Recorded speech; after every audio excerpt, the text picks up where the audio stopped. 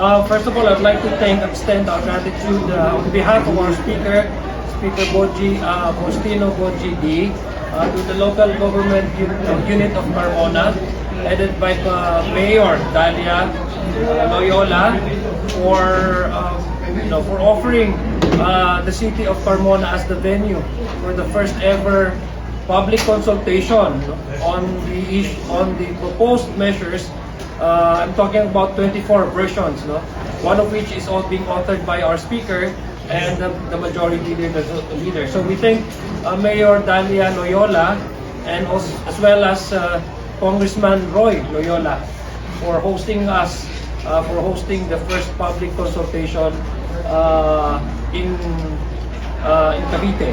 Not necessarily for Cavite alone, but this is actually a public consultation for Luzon, because what we intend to do is to hold at least one public consultation in each of our major islands.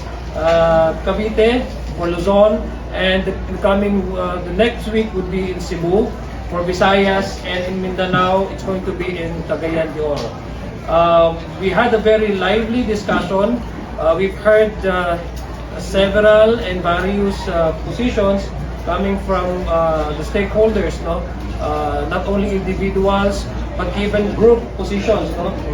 People who have spoken in behalf of their organizations and shared to us their position regarding the issue on anti-political dynasty. This would be definitely will be part of.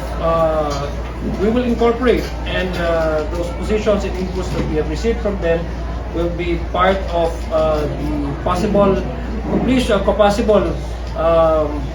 possible, but the final draft that we will be bringing out for the plenary debate as soon as we're done the committee hearing on the 24 different versions on political dynasty.